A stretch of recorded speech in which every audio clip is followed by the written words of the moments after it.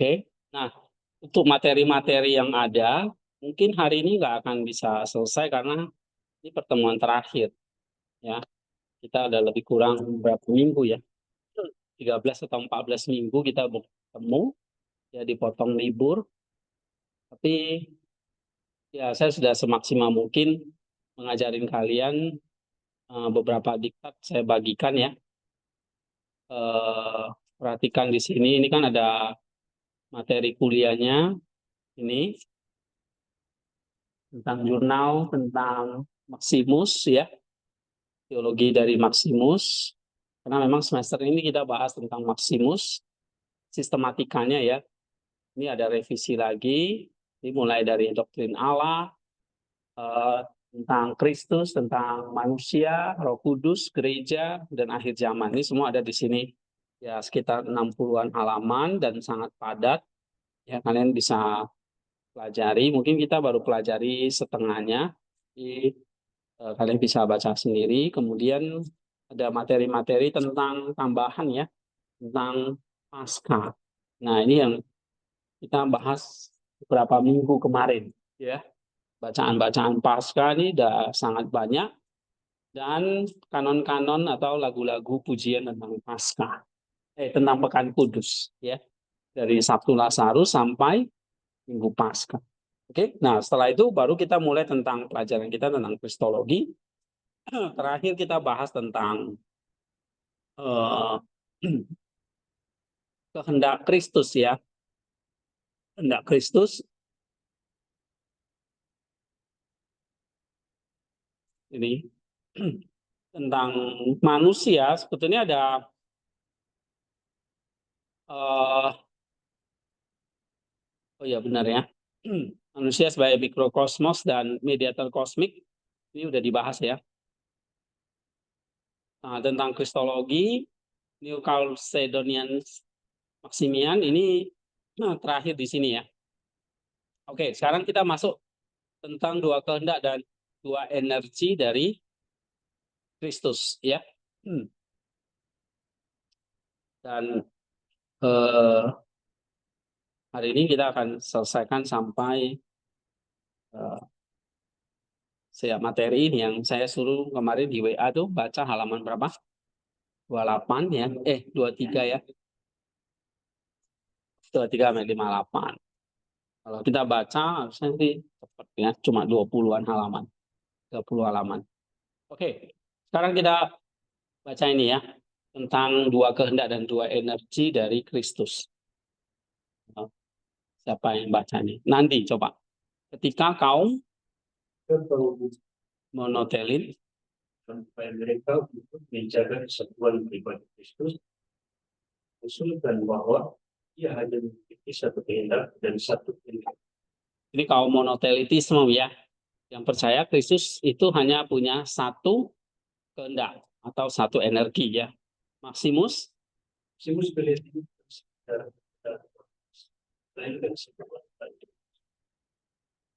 ya adalah sebuah hedonisme setengah hati dan secara tidak sadar mengorbankan realitas kemanusiaan Kristus dan akibatnya menghancurkan seluruh doktrin keselamatan. Argumennya yang menjadi inti dari perjuangan hidupnya dibangun secara logis dan tak terhindarkan. Lanjut. Prinsip fundamental kehendak adalah preventif dan pribadi. Ini dimulai dengan sebuah prinsip filosofis yang cermat. Kehendak, telema, dan energi, aktivitas energi ya. Karena dari pribadi, tapi dari kodrat. Ya. Nah, kamu lihat di sini. Penting kita memahami, sangat penting ya. Ini karena jantung Injil di sini. Kristus punya dua kodrat ya. Tapi satu pribadi. Itu ingat, ya kan? Dua kodrat itu Allah dan manusia. Nah, karena dia punya dua kodrat, maka seperti kehendak, energi, itu Satu atau dua? Dua. Karena punya dua kodrat.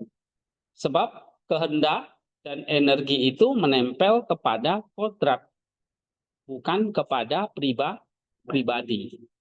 Nah itu. Kalau dia punya dua kodrat, ya udah gampangnya dua kehendak. Udah nggak bisa ditawar itu. Ya, ada yang mengurangi, menambahi jadi bidat, jadi sesat. Kalau dua kodrat berarti dua kehendak, dua energi.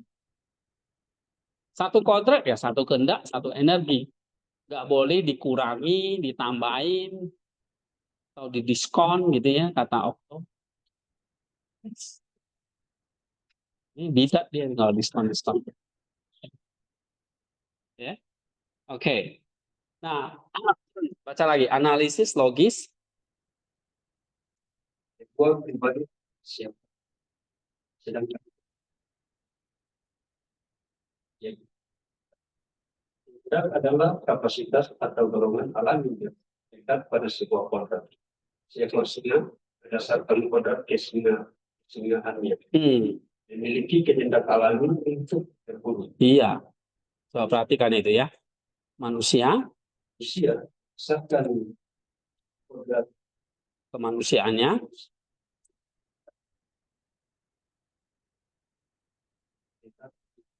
apa itu sesuatu. iya, kehendak itu mendefinisikan apa itu sesuatu. Implikasinya bagi Tritunggal, coba baca lagi. Prinsip ini bahwa putra dan roh kudus ada tiga pribadi yang berbeda. Tapi karena mereka berbagi satu kodrat ilahi, mereka hanya memiliki satu kehendak ilahi dan satu kehendak ilahi. Kan ada tiga kehendak ilahi, kan berarti ada tiga kodrat ilahi yang merupakan besar dari teisme. Iya. Karena lihat di sini. Kalau Tritunggal berarti tiga kehendak.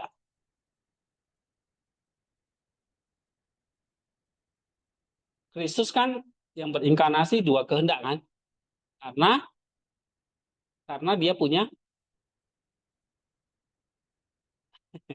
dua kodrat. Malu kalian ini. Kristus punya dua berapa? Dua kehendak. Karena punya dua kodrat. Kalau Allah Tritunggal gimana? Dia punya tiga kehendak dong kan? Bapa, Putra, Roh Kudus kan? Berarti punya tiga kehendak. Benar. Hah? Satu. Satu atau tiga? Bapak punya kehendak lah. Ya, Putra, Roh Kudus, berarti tiga kehendak atau satu? Kenapa satu? Pribadinya ada berapa? Tiga. Pribadinya punya tiga kan? Berarti punya tiga kehendak. Kan pribadinya tiga. Berarti punya tiga kehendak. Satu kehendak. Kenapa satu kehendak?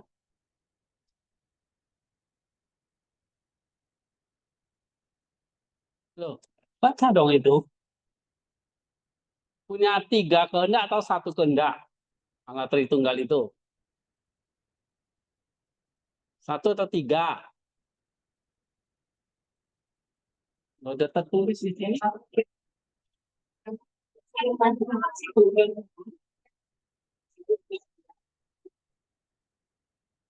Padahal kan tiga pribadi. Karena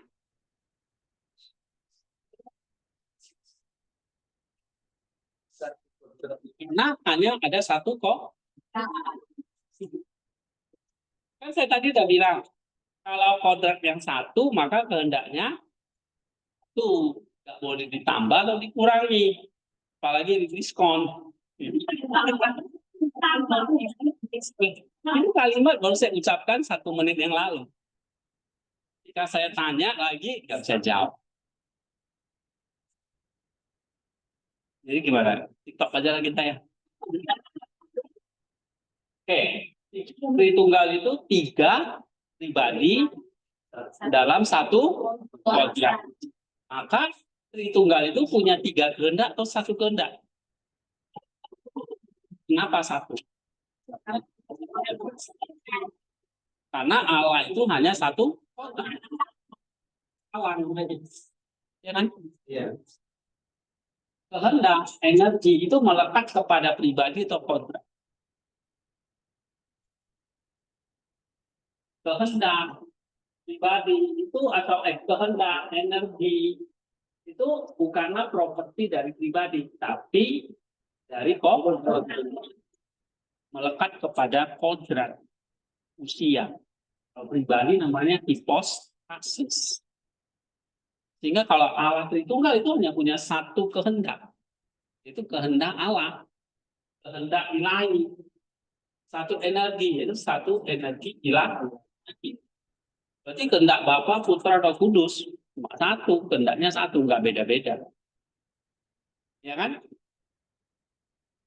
Jadi nggak ada kehendak Bapa, kehendak Allah, kehendak Anak, kehendak Roh Kudus. Iya, 3-tiganya punya kehendak yang sama. Nah, mereka 1 kodrat. Beda dengan Kristus. Kristus yang berinkarnasi jadi manusia. Sekarang pribadi itu punya berapa kodrat? 2 kodrat Allah dan kodrat manusia. Maka kehendak dan energinya ada berapa? Kehendak. Iya, ada 2. Karena kodratnya 2, yaitu kehendak dan kehendak manusia. Itu kamu mesti ingat itu. Ya. Ingat sampai kamu mati. Iya. Sampai kamu nanti udah lulus dari tempat ini ngajar orang. Lagi ada yang ngajarkan triteisme, 3 kehendak, 3 alam. Hanya itu sekarang yang nggak ngerti. Dan ajarannya salah-salah. Ya. Di YouTube di mana-mana itu. Bahaya kalau kita salah ngajar. Bisa menyesatkan orang. Oke, ini kamu pelajari ini. Mau bukan pelajari, kamu ingat tiketnya, jangan habis kuliah kamu buang. Ya. Ya, memang nggak bisa dibuang lagi karena kan bukan kertas. Ya. Kalau dulu kertas dibuang mana-mana. Tapi di PDF kamu bisa aja kamu delete, mau buang. Oke. Jangan dibaca ulang supaya kamu paham. Nah, ini tentang kehendak adalah properti kodrat, bukan pribadi. Ingat itu ya. Kemudian konsekuensi kristologinya ya tadi saya katakan 2 kodrat ya berarti 2 kehendak dan 2 energi. Ya, baca nih. Ufani. Konsekuensi kristologis 2 kodrat, 2 kehendak, 2 energi. Dengan menetapkan prinsip di atas, Maximus kemudian menerapkannya secara konsisten pada misteri Kristus. Iya. Logika Kalsedonian, jika konsili Kalsedon dengan benar mendefinisikan Kristus sebagai 1 pribadi dalam 2 kodrat yang utuh dan tak tercampur ilahi dan manusiawi, maka secara logis dan teologis dia juga harus memiliki 2 kehendak dan 2 energi yang utuh yang sesuai dengan masing-masing kodrat. Iya, misalnya ditanya orang, kenapa kok Kristus harus punya 2 kehendak dan 2 energi? Jawabannya apa? Karena apa? Kok Kristus bukannya 1 kehendak? Kan pribadinya 1. Ya kan? Emang pribadi Yesus 2? 1 kan? Pribadi Yesus Kristus yang kita sebut pribadi Sang Logos. Sama kan? Berarti dia punya berapa kehendak? 2. Nah, banyak orang yang terjebak, oh karena dia pribadinya 1, ya kehendaknya 1. Salah. Kehendaknya tetap 2. Nah, kok bisa 2? Padahal pribadinya 1. Karena pribadi yang 1 itu punya 2 kodrat. 1 pribadi di dalam 2 kodrat. Maka ada 2 kehendak. Kehendak apa namanya? Kehendak Allah dan kehendak manusia. Ya. Coba baca lagi. Kesimpulan tak terhindarkan. Kristus memiliki satu kehendak ilahi yang sama dengan Bapa. Kehendak ilahinya sama dengan Bapa. Sama dengan Tritunggal itu. Oke, terus? Dan satu kehendak manusiawi yang sama dengan kita kecuali dalam hal dosa. Ya, kehendaknya sama kayak kita, kehendak manusia. Kecuali dalam dosa. Dia nggak ada kehendak genomik namanya. Sehingga Kristus tidak ada potensi jatuh dalam dosa. Ya, terus? Menyangkal kehendak manusiawinya, bagi Maximus secara logis sama dengan menyangkal kemanusiaannya yang sejati. Kristus tanpa kehendak manusiawi bukanlah manusia sejati, melainkan sebuah cangkang kosong dengan perangkat lunak ilahi di dalamnya. Iya, kalau apa konsekuensinya? Kalau misalnya Yesus itu nggak punya kehendak manusia. Monotelitisme kan mengajarkan gitu. Yesus cuma punya satu kehendak, yaitu kehendak Allah. Dalam pribadinya, Yesus itu nggak punya kehendak manusiawi. Kehendak manusianya udah ditelan oleh kehendak ilahinya. Seperti kita meneteskan madu di tengah lautan. Apa konsekuensinya kalau Yesus nggak punya kehendak manusiawi? Berarti dia bukan manusia sejati. Kalau dia bukan manusia, maka dia nggak bisa menyembuhkan, menyelamatkan manusia. Karena prinsipnya itu tadi, apa yang tidak diambil tidak bisa disembuhkan. Kalau dia tidak mengambil manusia, dia nggak bisa menyembuhkan manusia.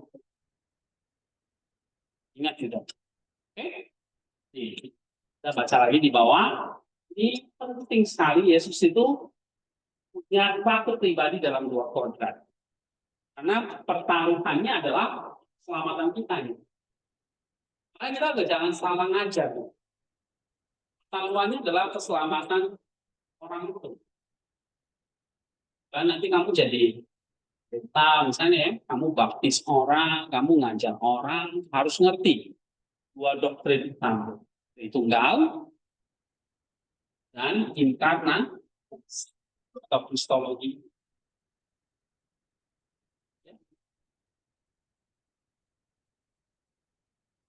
Tritunggal, Bapa, Putra, Roh Kudus, tiga pribadi, ya kan? Dengan satu kodrat. Tiga pribadi dalam satu kodrat. Kristus dua pribadi dalam satu pribadi dalam dua kodrat. Nah, ini kan saya ada kena kasih kan artikelnya tentang dua doktrin utama ini.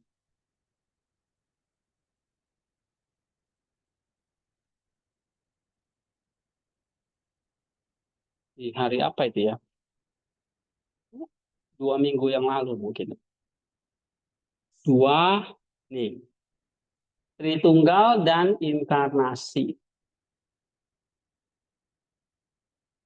Ya. Dalam tensi ajaran yang paradoks memang. Tuh.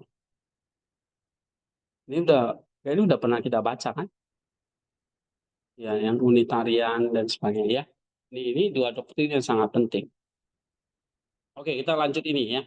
Pertaruhan soteriologis, apa yang tidak diambil tidak dapat disembuhkan. Baca lagi, Fani. Disinilah. Inilah argumen Maximus bergerak dengan melingkar filosofis ke jantung keselamatan soteriologi.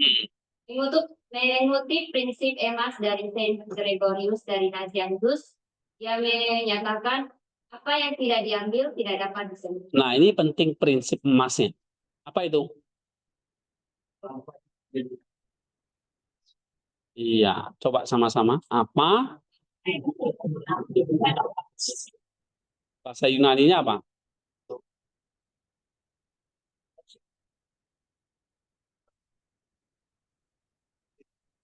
Sudah belajar Yunani kan semua kan? Coba baca yang benar. Tugar, apos, lepton, Ate apa tonton? Hah?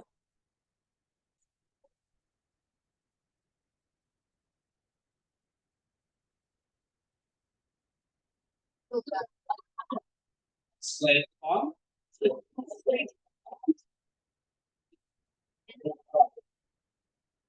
Tugang apos lepon atera virtual. Jadi apa yang tidak diambil A-nya artinya tidak. Ya, ambil cross ya. Cross weapon. Apa yang tidak diserap diambil. Oke. Aterapiton. A itu artinya tidak. Terapiton itu sembuh, tidak disembuhkan. Sehingga kalau Kristus di sini tidak mengambil manusia, manusianya nggak bisa disembuhkan.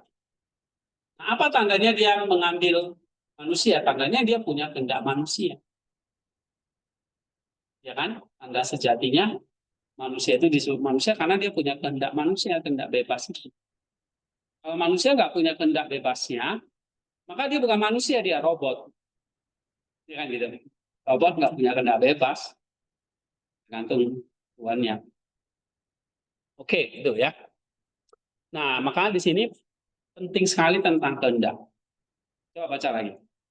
Penyakit kehendak. Akar dari kejatuhan Adam adalah penyalahgunaan kehendak. Kehendak manusiawi telah menjadi sakit. Ia memberontak melawan Allah dan diperbudak oleh hawa nafsu. Iya, manusia punya penyakit karena jatuh dari dosa.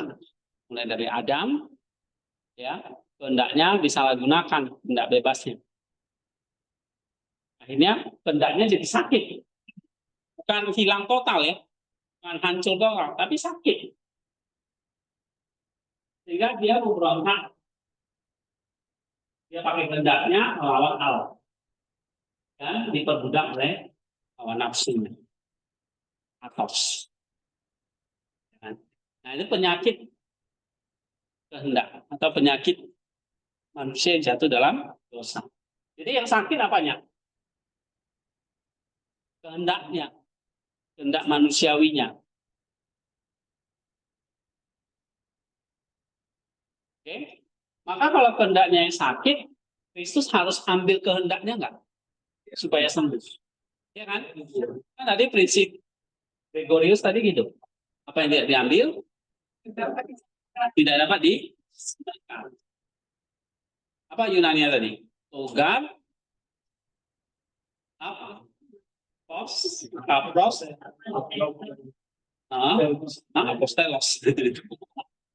Apros, nih. Apros, ton. Ya, atera, pilton. Maka cara mengobatinya apa? Cara terapinya apa? Cara terapinya apa? Coba baca Agar kemanusiaan dapat diselamatkan, sang logos harus mengambil alih seluruh kodrat manusia. Itu dia. Terus? Termasuk bagian yang paling sakit, yaitu kehendak. Iya. Jadi dia harus ambil kehendak manusia. Sehingga kalau ada yang mengajarkan Yesus nggak punya kehendak manusia, konsekuensinya kehendak kita belum disembuhkan. Ya, terus? Jika Kristus hanya mengambil tubuh dan jiwa manusia, tapi bukan kehendak manusiawinya, maka fakultas yang menjadi sumber pemberontakan kita tidak pernah disentuh, disembuhkan, dan didamaikan dengan Allah. Jadi kalau Kristus cuma tampangnya dia, cangkangnya manusia nih. Tampangnya manusia. Tapi nggak ada kehendak manusianya. Apa yang terjadi?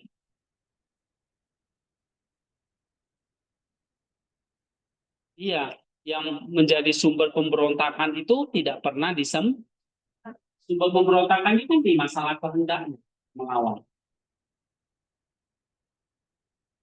Ya kan? Jadi kalau dia nggak ambil itu, ya sumber pemberontakannya belum disembuhkan, belum disentuh, belum didamaikan dengan Allah. Oke, terus Kesimpulan yang menyelamatkan. Oleh karena itu, keberadaan kehendak manusiawi dalam Kristus bukanlah sekedar poin perdebatan filosofis, itu adalah prasyarat mutlak bagi keselamatan kita. Seperti yang ditulis Maximus dengan sangat kuat, jika kehendak manusiawi tidak diambil, maka kita belum diselamatkan. iya, itu dia.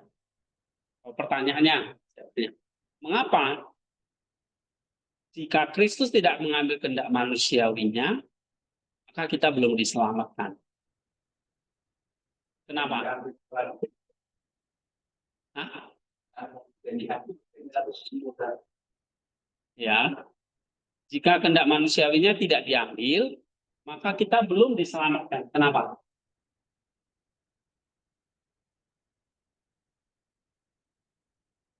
Kehendaknya belum diambil nih, kita belum diselamatkan. Kenapa? Kok kalau kehendaknya nggak disembuhkan, kok kita nggak diselamatkan?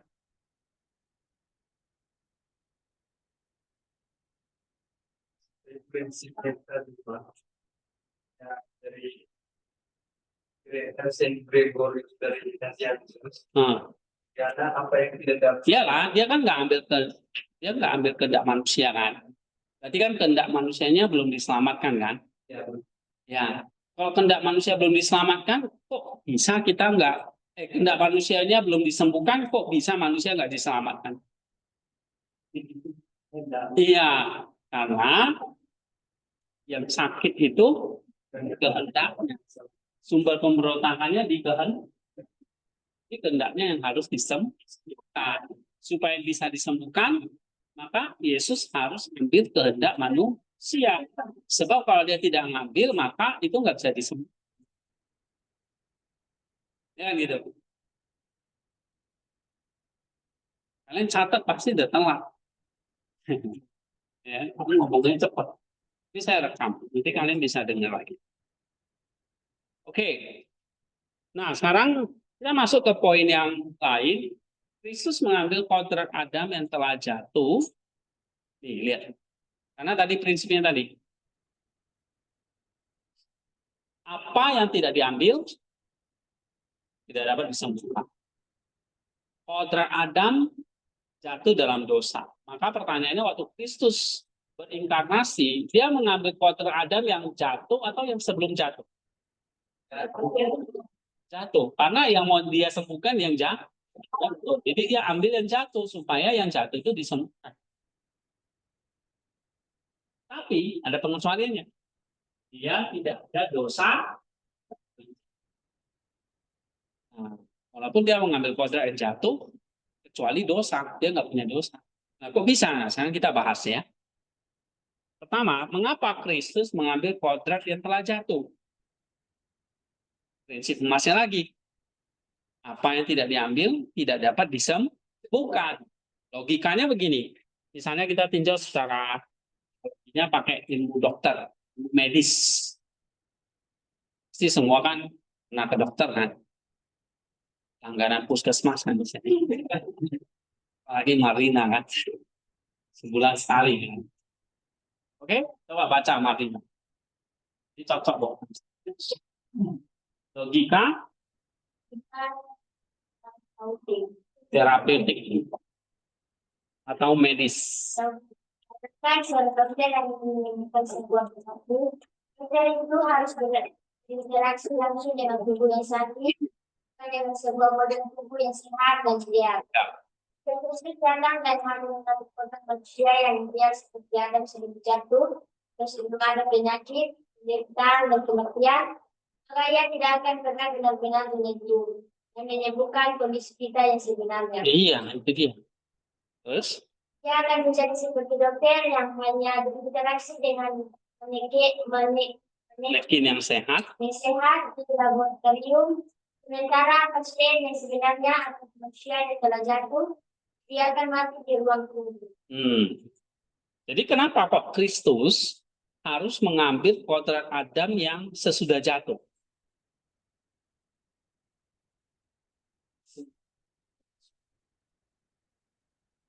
Hah? Kenapa kok? Ini jawabannya di sini. Misalnya nih, kok Kristus datang itu hanya ngambil kodrat manusia yang ideal, atau kodrat Adam yang sebelum jatuh, maka dia nggak bisa menyembuhkan kita apa-apa kan? Ya. Ya. Dia mengambil kodrat Adam yang jatuh. Kenapa? Supaya dia bisa menyembuhkan kematian, penderitaan, penyakit dari Adam. Ya kan? Kalau dia ngambil yang sehat, ya apa yang mau diobati? Sehat kok. Kan gitu logikanya. Ya. Kayak misalnya, ada dokter nih, ingin menyembuhkan satu penyakit. Jadi dia harus berinteraksi langsung dengan tubuh yang sakit.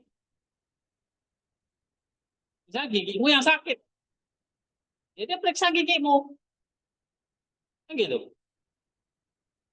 Adam yang sakitnya apa? Kehendak. Ya udah, dia periksa kehendaknya. Yang sakitnya apa? Penderitaan, kematian. Ya udah, dia harus ambil itu. Ngerti nggak? Ya. Ingat aja prinsip emasnya apa? Itu dihafal kayak doa Yesus. Ya, apa yang tidak ambil jangan semua. Apa yang tidak ambil ya. Jadi kalau Yesus nggak ngambil penyakit, sembuh nggak penyakit kita? Tidak. Kalau Yesus nggak ambil penderitaan kita di kayu salib, sembuh nggak? Tidak. Kalau Yesus tidak mati di atas kayu salib, sembuh nggak kematian kita? Makanya kenapa kok di dunia ini Yesus, kamu lihat Yesus itu kok menderita, ya, dia disakiti, dia kan dipukuli dan mati. Nah, supaya dia menyembuhkan. Oke. Nah, itu logikanya. Oke, terus realitas penderitaan Kristus. Ya, baca lagi. Fakta Bapa Kita bahwa Yesus mengalami kelaparan, kelaparan, kehausan, kehilangan, kesedihan, kebintangan, penderitaan, penyakit dan kematian adalah bukti paling nyata bahwa ia dengan kodrat kita menjelajahi. iya. Yesus bisa menderita, lapar, dan sampai mati karena dia mengambil kodrat kita yang jatuh.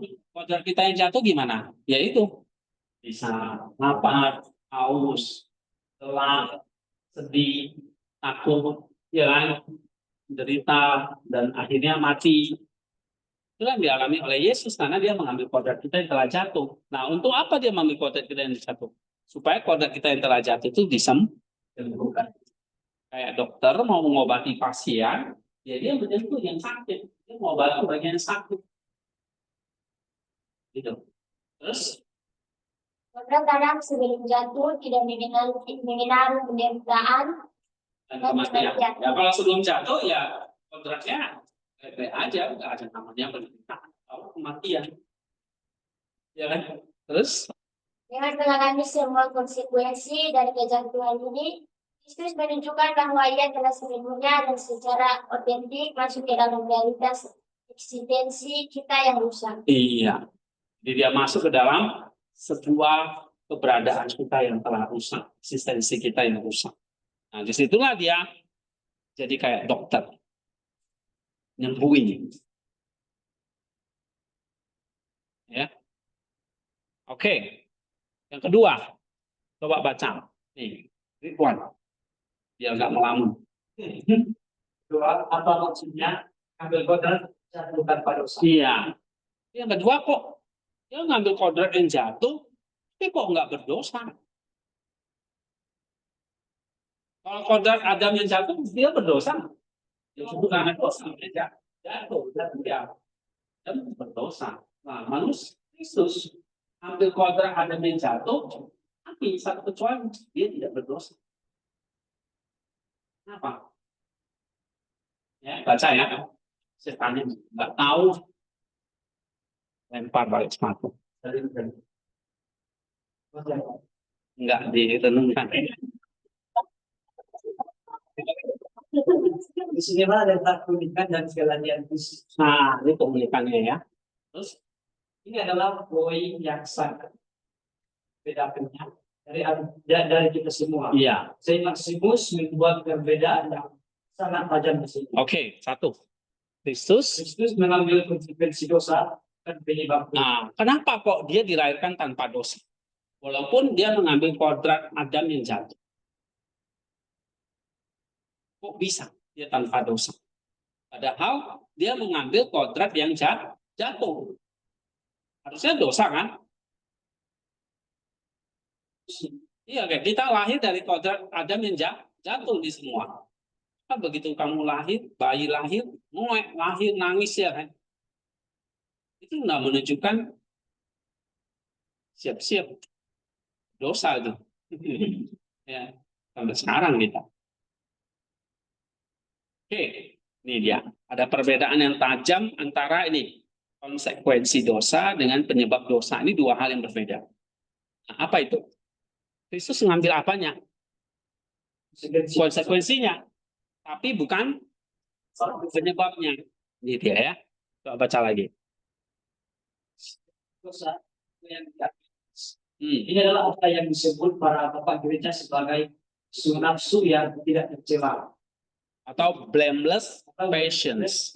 Nafsu-nafsu yang tidak bercela. Inilah konsekuensi dosa yang diambil oleh Kristus.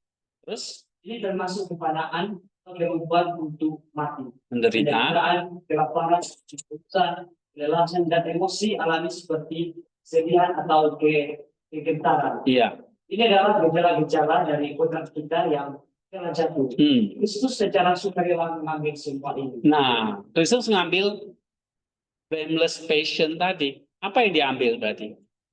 Kesedihan. Berarti Kristus bisa nangis nggak? Bisa. Kegentaran. Kristus takut nggak? Iya, kayak di Taman Getsemani itu kan.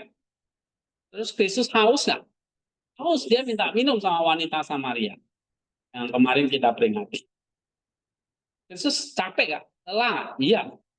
Bisa sakit nggak? Bisa. Ya, kalau dia dipukulin, dia sakit. Itu. Kan sok jago dia, ya kan? Dia lapar nggak? Pasti. Menderita nggak? Pasti. Bisa mati nggak? Kok bisa? Karena apa? Kristus mengambil blameless passion, mengambil konsekuensi dosa.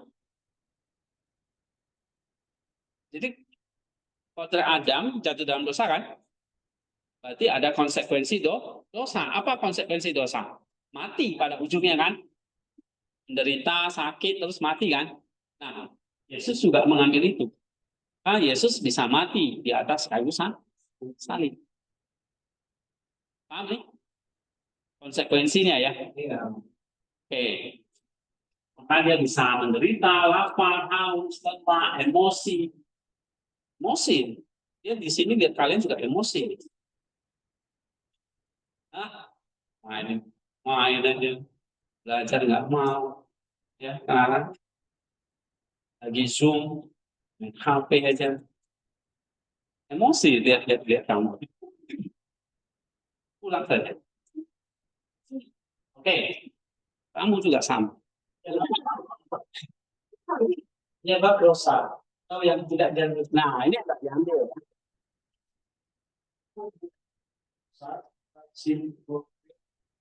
Atau filautia, cinta diri yang tidak teratur, yang menjadi akar dari semua tindakan dosa. Iya.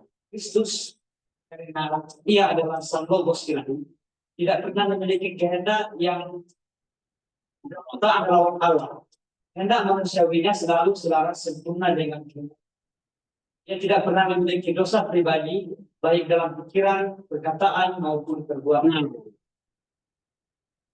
Kenapa kok Yesus tidak pernah berdosa di dalam pikiran, perkataan, dan perbuatan? Dan kehendaknya nggak pernah berdosa. Walaupun dia ngambil kehendak manusia ya, kehendaknya nggak pernah berdosa. Baik dalam pikiran, perkataan, dan perbuatan. Kenapa? Nah, ia sang logos ilahi yang tidak pernah memiliki kehendak untuk memberontak kehendak ilahi. Iya, kenapa? Kok dia nggak pernah memberontak, nggak pernah memiliki dosa pribadi, baik dalam pikirannya. Misalnya Yesus pernah mikirin tentang, ya misalnya wanita cabul nggak? Kan dia berapa kali tuh ketemu perempuan yang berdosa, ya, Maria Magdalena di kakinya. Kan kalau kakinya dibelai sama seorang perempuan itu kayak kamu mungkin kamu pikiranmu udah iya, ya kan? Udah terangsang gitu kan? Ah, oke? Ya, cewek juga sama lah. Nah, tapi Yesus nggak punya pikiran yang dosa. Masih dalam pikiran nggak punya loh. Apalagi perkataan dia, mulut dia nggak pernah mengucapkan dosa. Apalagi perbuatannya nggak pernah. Kok bisa? Kenapa? Manusianya selalu selaras dengan selaras sempurna dengan kehendak Ilahi. Iya, karena kehendak manusiawinya selalu selaras dengan kehendak. Tapi pertanyaan kan, orang tanya nih, kok bisa selaras? Kenapa? Yesus tidak mengambil Karena cinta diri itu. karena Yesus tidak punya atau tidak mengambil penyebab dosa. Yesus tidak punya apa? Iya, dia tidak punya sinful will, dia tidak punya kehendak no, dia tidak punya silau. Ya. Sebab filautia ini akar dari semua dosa. Sinful will itu, economic will itu akar dari semua dosa. Ya, Yesus nggak mengambil itu. Inilah yang tidak diambil Kristus. Penyebab dosa, apa yang tidak diambil? Apa yang tidak diambil? Penyebab dosa. Apa itu penyebab dosanya? Filautia atau kehendak untuk berdosa. Economic will, sinful will. Yesus nggak punya itu. Jadi, apakah ada satu waktu, misalnya waktu Yesus lagi sendirian, dia pernah nggak memikirkan tentang perempuan yang cabul? Pernah. Perkataannya pernah nggak? Tuh kan dia pernah marah-marah. Nah, ini bukan marah yang berdosa ya. Dibedakan antara marah dengan perkataan yang dosa dengan yang kudus. Oke? Karena kok Yesus pun marah? Karena dia nah ini pertanyaan bagus. Kenapa kok Yesus bisa marah? Karena dia mengambil konsekuensi dosa. Di situ ada namanya emosi. Ya namanya manusia ada emosinya. Kalau enggak ya apa ya? Robot aja bisa emosi. Oke? Nah, itu. Ini mungkin ada analogi yang membantu. Coba baca. Nah, ini ya. Helmi. Analogi yang membantu.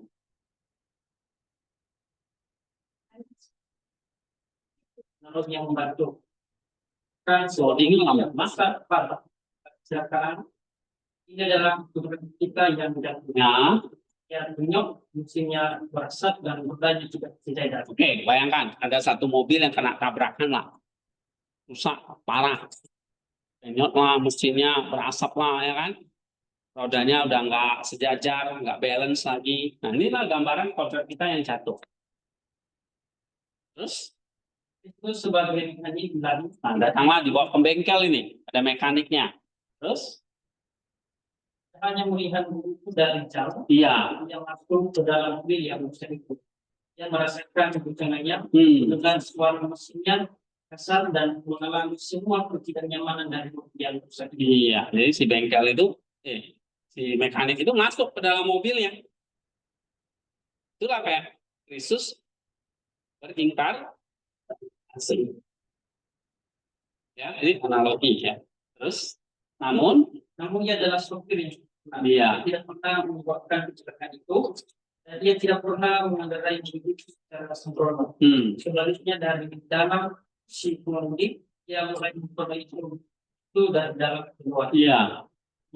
Menjelaskan kembali rodanya, perbaiki mesinnya dan akhirnya kita mobil itu ke kondisi yang akan lebih baik dari mesinnya. Iya, akhirnya ya dia perbaiki. Ya kan? Dia sopir yang sempurna, dia nggak dia bukan penyebab kecelakaan itu, dia tidak pernah pakai mobil itu secara sembrono, ya. Nah, tapi dia dari dalam kursi pengemudi dia mulai memperbaiki itu mobil dari dalam tempat. Oke, ini analogi seperti itu yang ketika Kristus jadi manusia ya. Coba baca lagi nih, Sofi.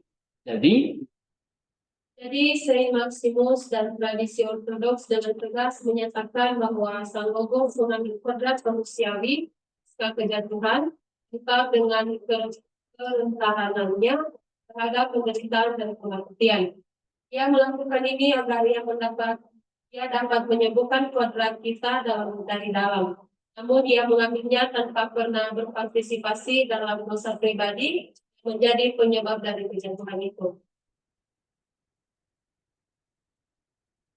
oke. Nah, di sini kita lihat Sang Logos mengambil kodrat yang jatuh atau kodrat manusiawi pasca kejatuhan, ya, lengkap dengan tadi blameless patient tadi. Dia lakukan ini supaya apa? Kayak tadi mekanik tadi menyembuhkan kodrat itu dari itu. Tujuannya itu. Tapi apa di sini? Pengecualiannya apa?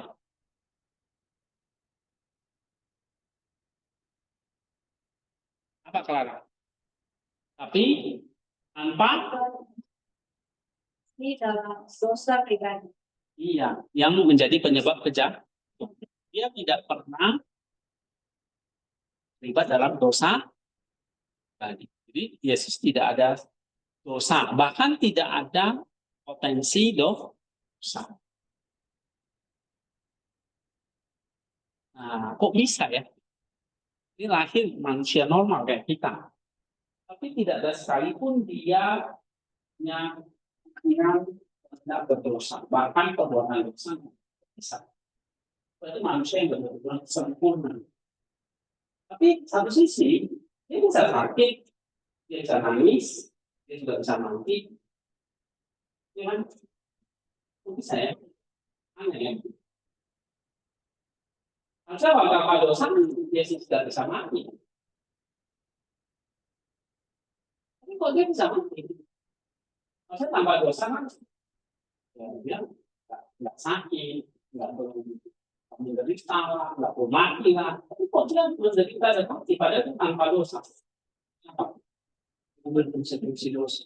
Karena dia mengambil konsekuensi dosa. Dia tidak mengambil penyebab dosa. Enggak ya? Hal-hal pelajaran mahal ini. Kamu tanya profesor dimanapun, belum tentu dia bisa jawab. Dan Oke. Nih, skon. Coba. Baca. Dengan demikian dia bersamaan. Satu, sepenuhnya bersolidaritas dengan kita dan penderitaan. iya. Kok dia bisa bersolidaritas dengan kita dan penderitaan kita? Karena dia dengan rela mengambil konsekuensi dosa. Maka dia bisa bersolidaritas. Atau solidaritas. Senasib, sepenanggungan ini. Tapi dalam penderitaan. Yang kedua, Sepenuhnya berbeda dari kita dalam hal apa? Dia berbeda dari kita dalam hal dia tidak pernah berdoa. Terus solidaritas inilah yang memungkinkan penyembuhan, dan perbedaan inilah yang menjamin bahwa obat yang dia tawarkan atau kehidupannya tidak terkontaminasi oleh penyakit atau dosa itu. iya, nanti kenapa penting solidaritas ini? Solidaritas itu yang memungkinkan penyembuhan. Karena solidaritas itulah yang menyembuhkan penderitaan itu. kematian itu, ya kan? Sedangkan kekudusannya apa? Dia menjamin obat yang dia kasih, kesembuhan yang dia kasih itu tidak terkontaminasi oleh dosa. Saya kasih kamu obatnya harus saya celupkan di bayi. Itu berani minum. Kenapa? Karena obatnya sudah terkontaminasi, ya kan? Yesus dia kasih obat, tapi obat yang steril, belum terkontaminasi yang gitu. Dan saya kasih kamu obatnya bagus banget. Ini udah expired 5 tahun yang lalu.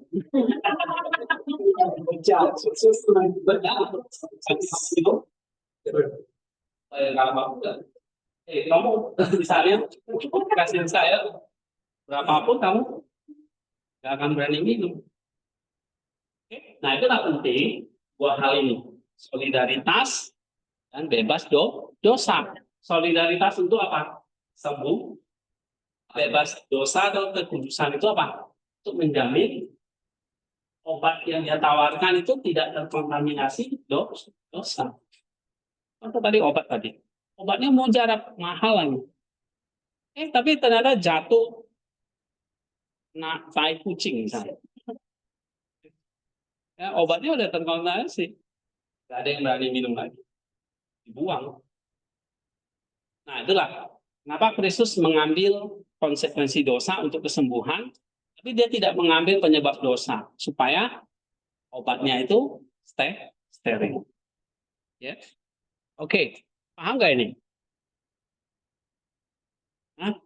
Tahu ya? Oke, baca lagi paradoks ya, kehendak natural versus kehendak genomik. Nah ini kita bahas nih tentang kehendak genomik lagi ya. Coba baca apa sambil ngobrol. Oh ya, Sonia. Oke, tahu? Tahu Margaret mengajukan keberatan dengan tampaknya kuat. Jika Kristus memiliki dua kehendak, jangan juga ada konflik atau pertarungan internal dalam dirinya. Seorang yang menderita skizofrenia.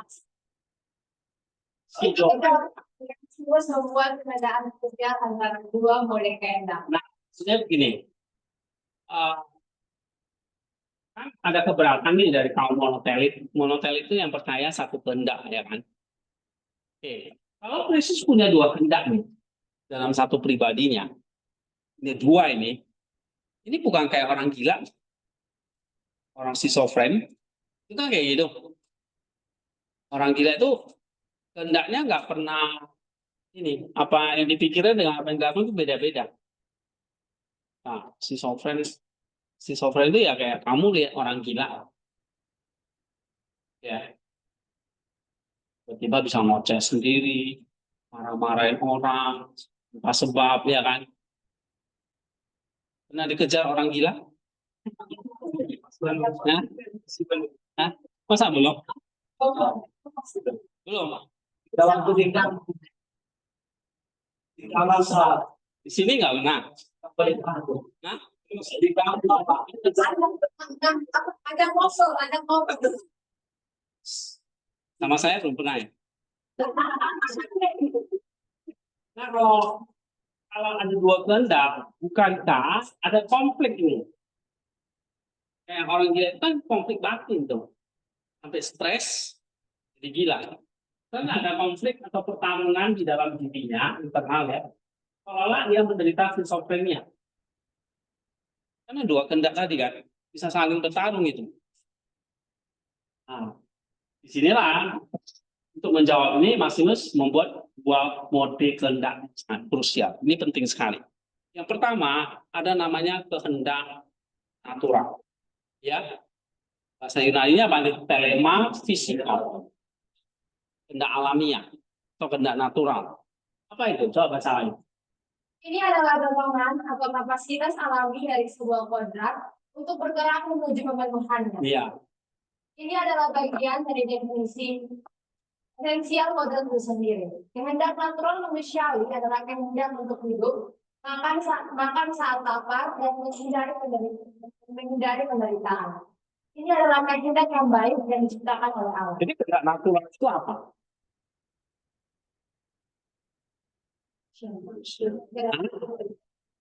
Kehendak natural manusiawi ya apa? Kehendak yang baik ya kan? Yang dikasih oleh Tuhan waktu penciptaan. Misalnya apa? Kehendak untuk hidup, tahan hidup ya kan? Makan saat lapar. Kalau nggak ada natural ya kita nggak lapar, nggak haus, nggak kepingin hidup, inginnya mati pula kan. Nah, padahal kehendak natural itu ya kehendak untuk hidup, makan, menghindari penderitaan. Ya. Nah, ini adalah kehendak yang baik sebetulnya, natural. Yang dikasih atau yang diciptakan oleh Allah. Oke, tapi ada kedua namanya apa? Nah, ini kita harus bedakan. Yang kedua namanya kehendak gnomi. Ya. Eleman gnomikon. Apa itu kehendak gnomi? Coba baca. Ini bukanlah kehendak yang terpisah, melainkan sebuah model penggunaan kehendak yang melibatkan keraguan, pertimbangan, dan pemilihan di antara berbagai opsi. Bagi Maximus, model gnomik ini bukanlah bagian dari kodrat manusia yang aktif, melainkan konsekuensi dari kejatuhan. Yang lahir dari ketidaktahuan kita akan kebaikan sejati, yang memaksa kita untuk terus-menerus menimbang-nimbang diri. Jadi kehendak gnomi itu singkatnya apa?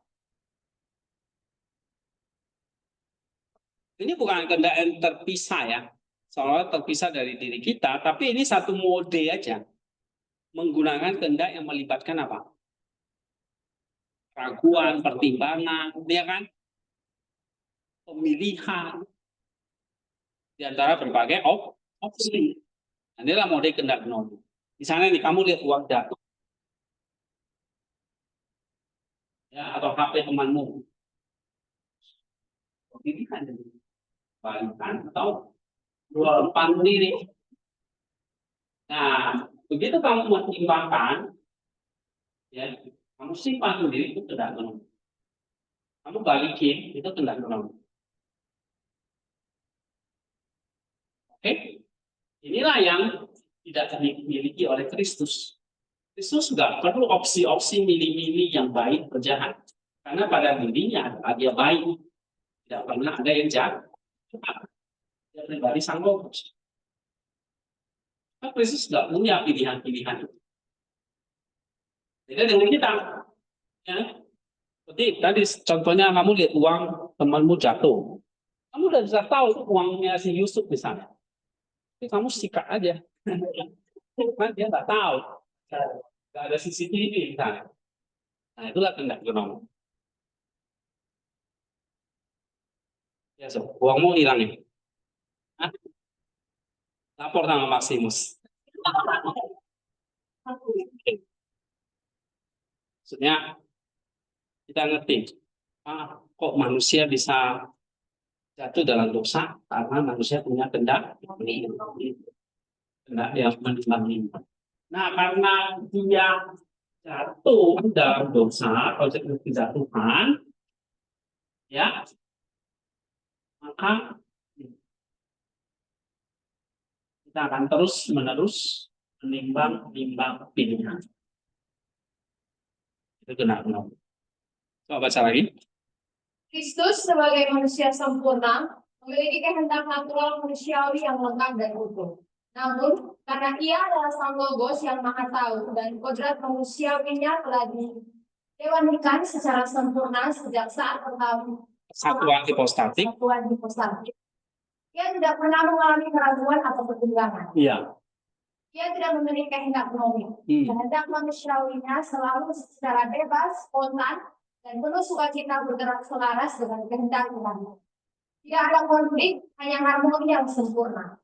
Peristiwa di Getsemani bukanlah pertarungan dua kehendak, melainkan demonstrasi dari dua kehendak yang bekerja dalam harmoni. Kehendak manusiawinya secara alami gentar menghadapi kematian, tetapi secara bebas menyerahkan diri kepada kehendak Ilahi yang mengalahkan. Ya. Jadi nggak usah tanya, Kenapa kok Yesus nggak punya kehendak genomik?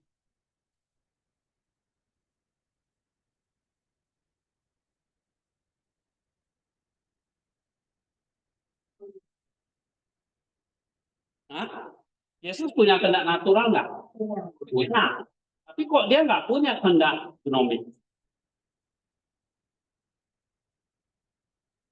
Karena kodrat manusiawinya sudah diilahi secara sempurna.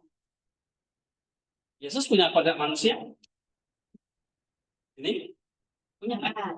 Tapi kodratnya sudah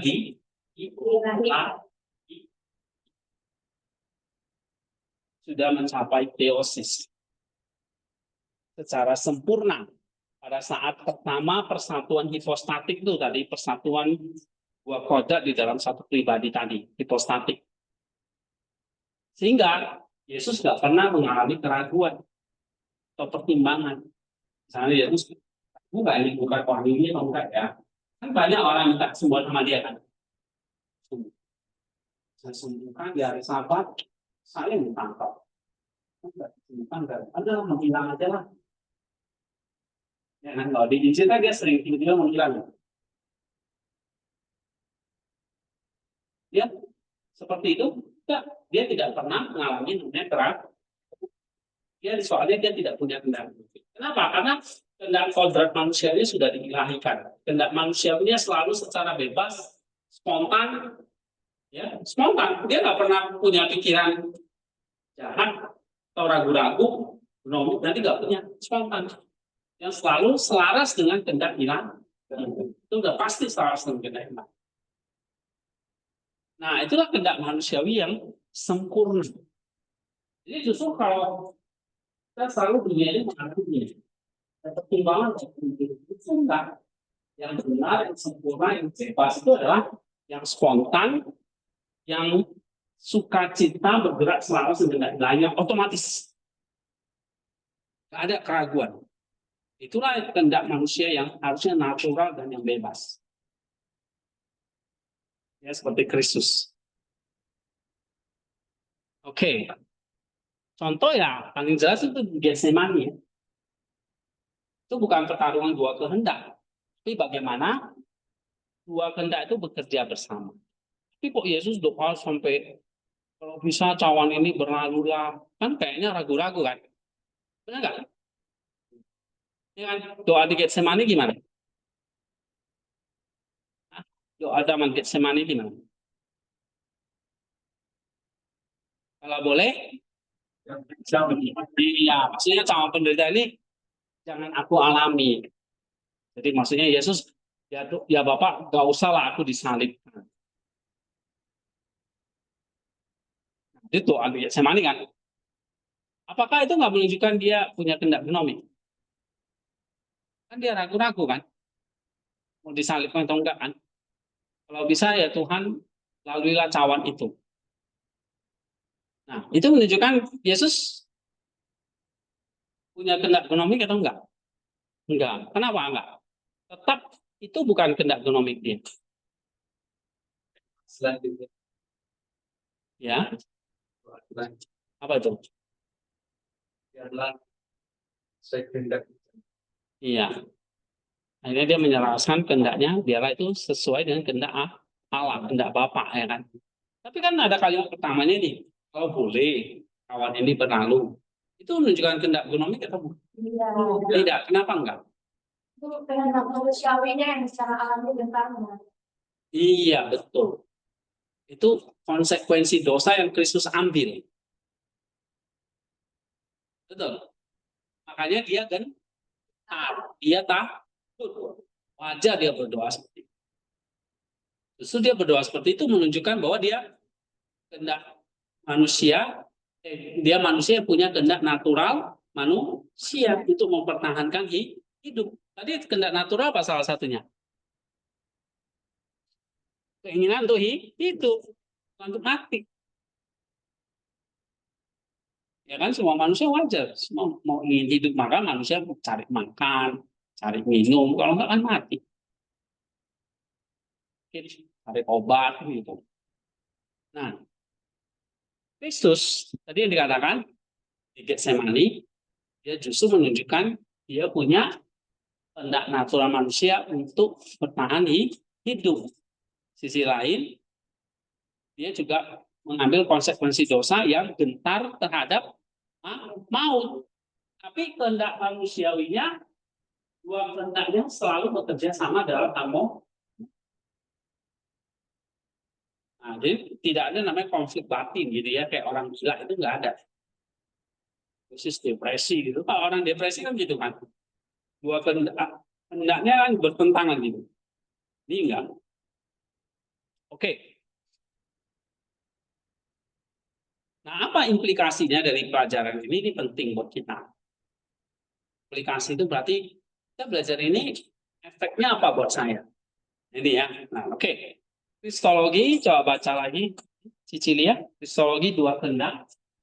Teologi dan kehendak Saint Maximus bukanlah sekedar sebuah penyelesaian atas perdebatan teologis yang abstrak. Ia secara langsung membentuk dan mendefinisikan pemahaman tentang bagaimana keselamatan atau soteriologi bekerja dalam kehidupan setiap orang Kristen. Iya. Jika Kristus memiliki kehendak manusiawi yang sejati, maka jalan menuju keselamatan ini terbuka sebagai sebuah proses penyembuhan dan transformasi kehendak kita sendiri. Iya. Jadi implikasinya apa buat kita? Kalau Kristus punya dua kehendak, ya, dia punya dua kodrat, dua kehendak, dua energi, dia nggak punya kehendak genomik. Ini langsung apa? Implikasinya buat kita apa? Jelas, kalau dia punya dua kehendak, ini jalan keselamatan terbuka bagi kita. Karena apa? Dia sudah menyembuhkan dan mentransformasi kehendak kita, manusia itu sendiri. Jadi keselamatan sudah terbuka ini buat kita. Ya. Makanya keselamatan itu kalau sudah terbuka, keselamatan menjadi sebuah terapi kehendak. Pengobatan. Karena yang sakit tadi apa? Kehendaknya. Itu akar penyebab pemberontakan dosa kepada Allah, kehendak kita. Maka yang perlu dibingkai Islam itu adalah enggak baca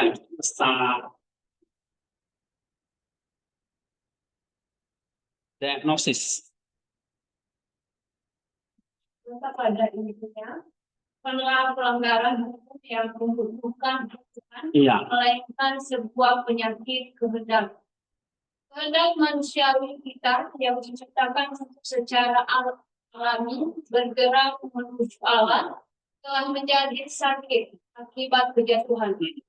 Ia kini tidak selaras dengan kehendak Allah dan diperbudak oleh dorongan-dorongan hawa nafsu atau yang berpusat pada diri sendiri atau filopia. Jadi dosanya intinya terletak pada apa? Penyakit hanya sakit, maka seluruh keberadaan kita jadi sakit. Ya, sama kayak misalnya handphone ini lah, baterainya rusak. Nah, handphone ini nggak bisa berfungsi, nggak bisa nyala, nggak bisa dipakai lagi. Sama, manusia kehendaknya sakit. Maka seluruh keberadaan diri kita sakit.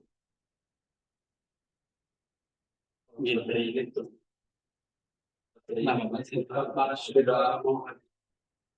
Oh, baterainya.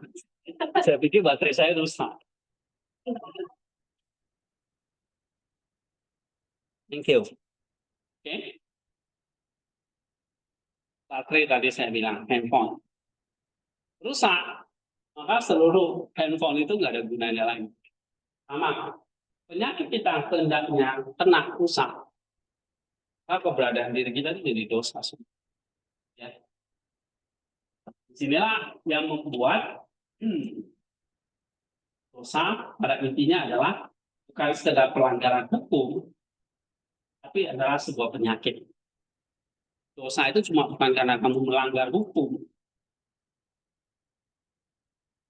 melanggar aturan, Tapi lebih ngeri lagi itu penyakit.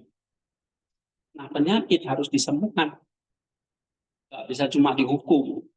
Misalnya ini, kamu melanggar aturan. Oh, udah dihukum aja. Denda misalnya. Atau kurangi nilainya. Atau dihukum kerja. Itu nggak mengobati. Ya, tapi yang disembuhkan apa? Penyakit. Nah, kok kita berdosa? Oh, karena ini penyakitnya. Apa nama penyakitnya? Penyakit ya, kamu sakit gigi, cuma dikasih obat anti nyeri. Iya, sebentar doang sembuhnya. Nanti besok sakit lagi.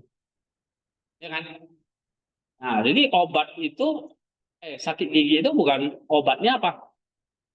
Giginya yang diperbaiki, bukan anti nyeri. Misalnya kalau lubang jadi tambal. Kalau nggak bisa ditambal, tanggal kaget. Nah, itu. Jadi kalau kehendak yang sakit, maka terapinya apa? Yang diobati apa?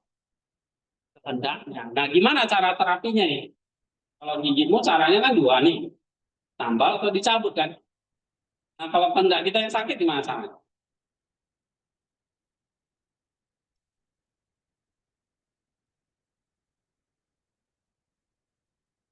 Hah?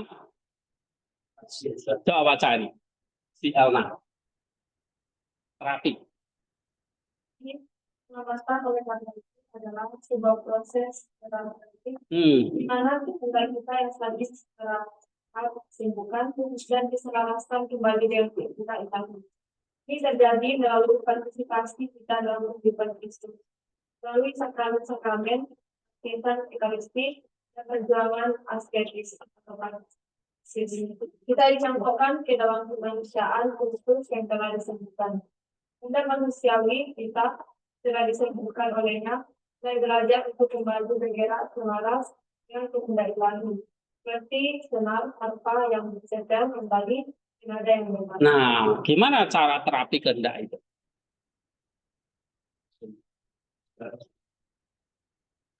Iya, iya. Gimana caranya? Kalau kita kontrol sedikit atau fraksi Iya, itu dia. Kan tadi kalau gigimu sakit, pengobatannya kan bukan minum obat anti nyeri kan? Iya. Pengobatannya gimana? Ditambal atau dicabut? Kamu aja kan, di situ nanti. Oke? Tapi kalau kehendak gimana terapinya? Nah, kita berpartisipasi dalam kehidupan partisipasi. Kok dalam kehidupan Kristus bukan kehidupan yang lain? Kenapa? Kok masih Kristus?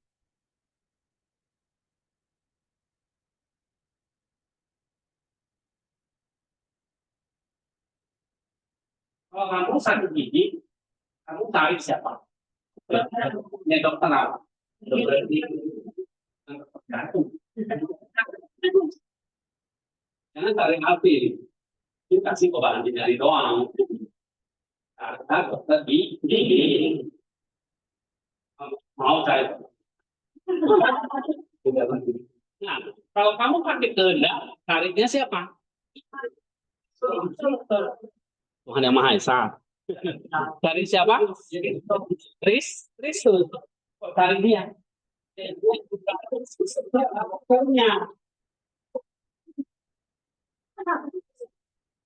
Dokter apa dia?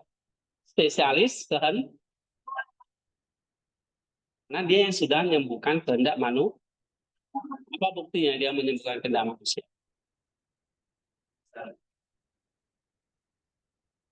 Apa buktinya? Kalau dia dokter spesialis kehendak.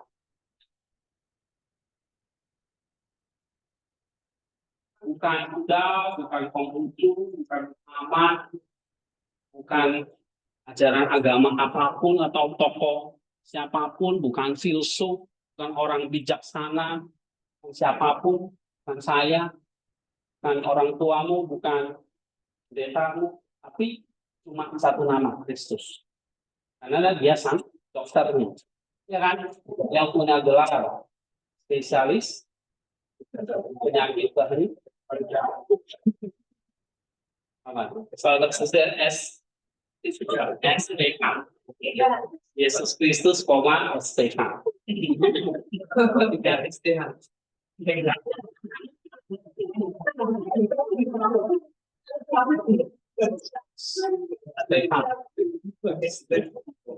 Nggak laku. Spesialis. Kita cari dia. Ini dokternya. Spesialis penyakit.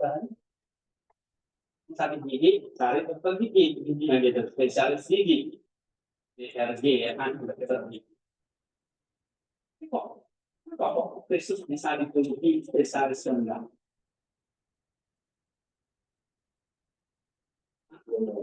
Apa lisensinya? Apa ini? Karena si kapan dia udah menjalani, terus dia mengambil konsekuensi dosa itu, terus dia mati lain batu tempat.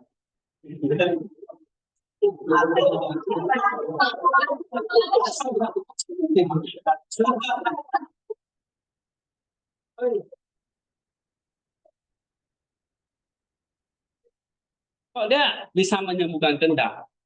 Kan udah saya jelasin.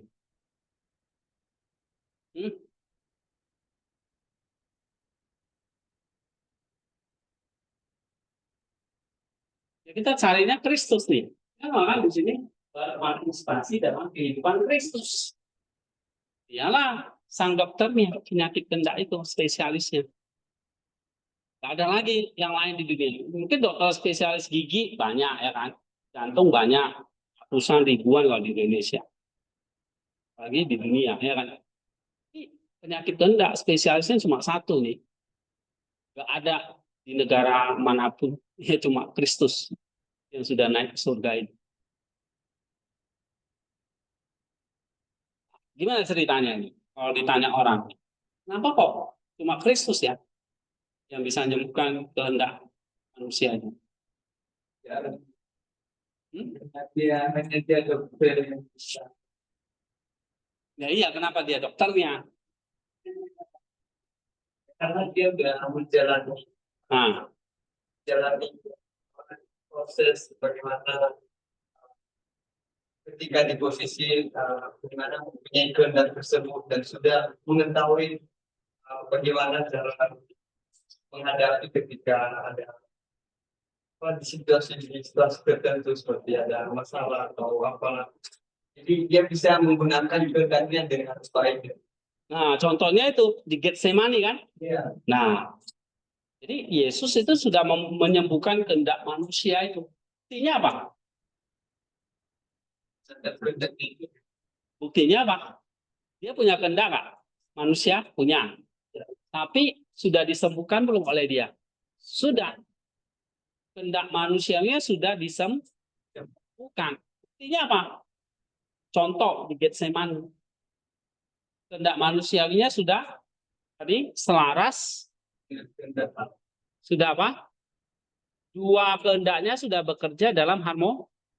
Kehendak manusiawi secara alami gentar, tapi secara bebas menyerahkan diri pada kehendak ilahi yang menyelamat. Di situ dia sudah menang. Ya, di situ dia akhirnya dikasih ijazah sertifikat spesialis penyakit kehendak. Gitu. Karena dia sudah apa tadi si Setiaman bilang dia sudah mengalami bagaimana menyelaraskan kehendak manusiawinya itu sesuai dengan kehendak ilahi. Nah, hanya Kristus yang bisa. Ya. Kenapa? Dia adalah pribadi sang logos tanpa dosa. Lagi ke situ. Kok bisa ya dia menyelaraskan kehendak manusiawinya dengan kehendak Allah dengan perfect. sempurna, nggak ada satupun yang gagal. Nggak ada yang namanya 0,00001% gagal, nggak ada. Kegagalannya 0%, ada koma-koma lagi. Kemenangannya 100%, nggak ada lagi koma-koma. Kenapa? Karena dia adalah pribadi sang logos tanpa dosa yang mengambil kodrat manusia sehingga punya kehendak manusia. Dari situlah dia menyembuhkan kehendak manusia. Buktinya apa? Getsemani, dia membuktikan kehendak manusianya bisa diserahkan kepada kehendak ilahi.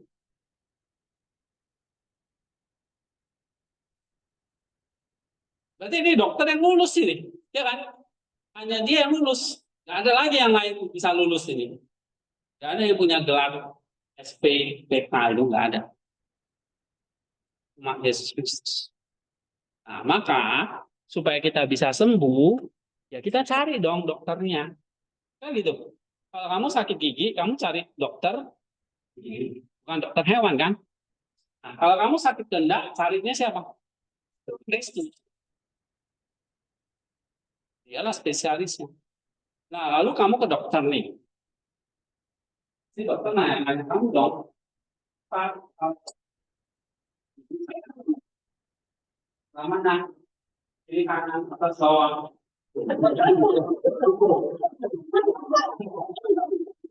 Berapa kali? Kok bukan mulutnya tempel. Jadi maksud dulu kan? Oh, rasa busuk.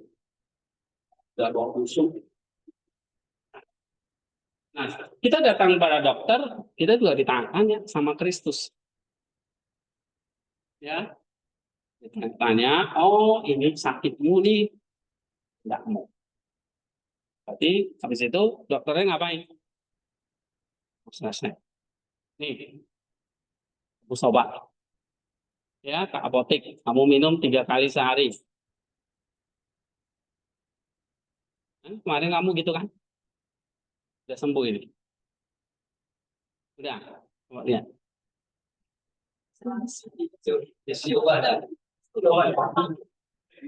Dia kasih obat dalam gitu.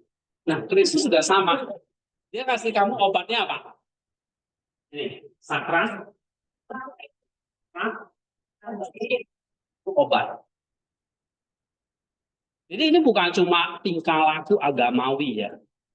Ya, ke gereja, kita ibadah kan orang Kristen ya.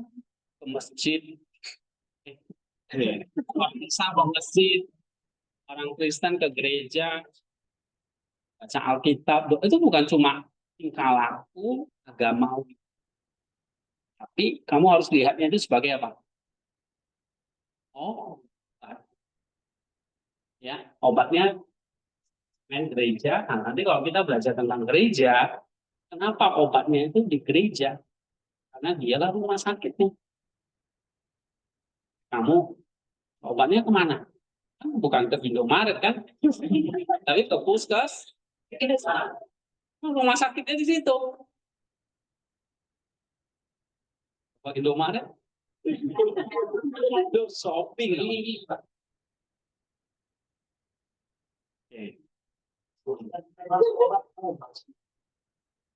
Ya, kenapa? Oke? Nah, nantilah sakramen dalam gereja, disitulah rumah sakitnya yang menyediakan obat. Rumah sakit itulah ada apoteknya, ada dokternya, ada obat-obatannya di situ semua. Nah, obat kita apa? Lisan yang kudus. Skeptis ini kan sudah kita pelajari ya, praksis doa, baca Alkitab, ya kan? Ya. Nah, makanya kenapa kok saya kayak hari Minggu kita ke gereja? Jangan main-main. Kamu sedang menyembuhkan kehendak. Oh, nggak sembuh-sembuh ya? Ya kamu cek aja. Kamu minum obatnya gimana? Misalnya kok nggak sembuh-sembuh dok? Nah, disuruh makan 3 kali sehari, kamu seminggu 3 kali.